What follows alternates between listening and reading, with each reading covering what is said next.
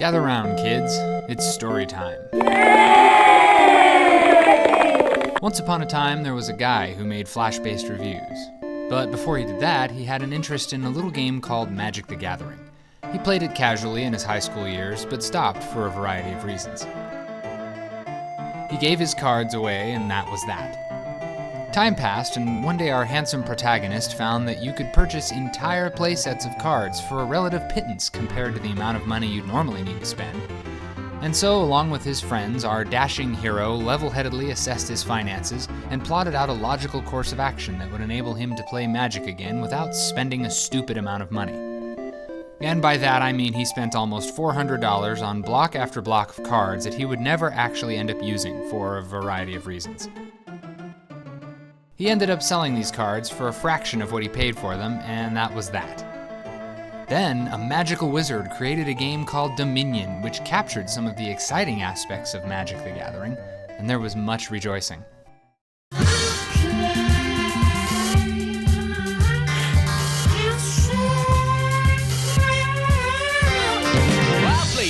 The dork ending once had 18 cards in my hand, all muds, and I didn't seem to need a mud card to win. Hadn't tapped a mud yet, then the other kid grinned. See, he'd just drawn a battalion of rolling explosions.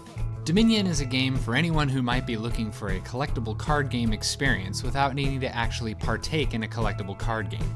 In this case, deck building is the main activity of the game, rather than something done in a dungeon the night before a big tournament.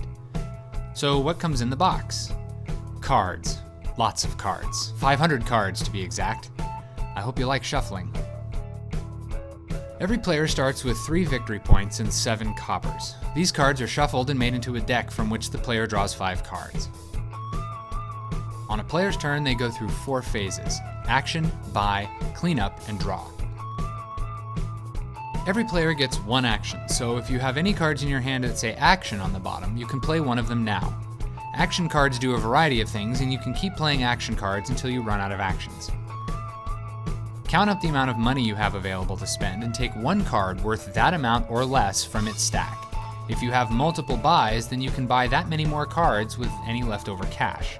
Cards you buy go face up in front of you. Put all the cards now in front of you, along with any leftover cards in your hand, into your discard pile. Draw 5 more cards and your turn is over. If at any time you go to draw a card and your deck is empty, then shuffle your discard pile to make a new deck. When the 6-point cards are gone or 3 separate stacks are depleted, the game ends, and whoever has the most victory points in their deck wins. So that's the game. Wait, that's it? You might be asking. Well, the game lies in using the money available to you in each hand to buy cards that will enable you to increase the amount of available money, actions, and buys in future hands. The more of those 3 things you have, the more likely you'll be able to buy the victory point cards you need to win the game. But if you buy too many useless cards, your hand on each turn will start to get cluttered with stuff you don't need. It's that simple. But you're kidding yourself if you think Mr. Vaccarino doesn't have piles of cards waiting in the wings to sell you in an expansion. Well, I played Hassle, the dork ending once had 18 cards in my hand, all muds, and I didn't seem to need a mud card to win. Hadn't tapped a mud yet. Intrigue is an expansion for the base game that can also be played by itself, though I wouldn't recommend new players starting with it. The cards included in this set move beyond the usual +1 action, +1 buy style found in the base set and into things a bit more complex. The base rules are the same, but the way these cards interact with each other and the players means that some strategies aren't quite so apparent. But you didn't think Donald X. Vaccarino, Dominion expansionist extraordinaire, would stop there, did you? Well, I played Hassle, the dork ending once had 18 cards in my hand, all muds, and I didn't seem to need a mud card to win. Hadn't tapped a mud yet. Seaside is the first actual expansion for the game in that it requires the base game or intrigue in order to be playable. It also adds some other bits besides cards. Most of the cards in this game have to do with putting cards or money aside for use in future turns, with a few nasty tricks to mess with your opponents. This can make the game a bit more contentious, so you may want to watch out if you're playing with people you don't usually like to get confrontational with. Dominion is quick to set up, easy to explain, and has a good amount of variety with the available cards from game to game.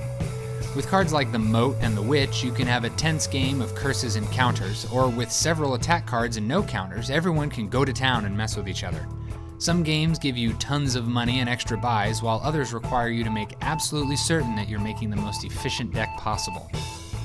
Once again, the raging AP demon rears its ugly head. Depending on the players, turns can either move really fast or really slow. Because of the sheer number of combinations later in the game, faster players will find themselves taking their turn in 15 seconds and then silently coming up with creative ways to accidentally push Mr. Ponder Every Possibility out of a 7-story window. But if you can ensure that turns have a reasonable maximum time limit, then the game is great. What's not great, though, is the pricing structure. The base game is $45 retail. Intrigue is also $45 retail. Even though you're paying for nothing but cards, I can still justify it as paying for the system rather than just the components, even for Intrigue since it's a self-contained game. However, Seaside is also $45 retail. WTF. I guess maybe this time they decided to make us pay for the components. And lugging 3 full-size boxes around is kind of annoying, so you may have to get creative when it comes to figuring out how to transport the game and its expansions around. But in spite of my grumblings, Dominion is fabulous. It scales excellently with more players, it has an elegant and easy to explain turn structure, making it suitable for a wide audience, and really gives you a sense of satisfaction when you play your cellar in order to discard your 2 estates, and then draw a market and a mine. Play the market, draw a gold, play the mine, trash your copper to gain a silver into your hand, and use your 2 buys to pick up a province and a copper. Whew, this is good stuff. In fact, I think I'm gonna go play it right now.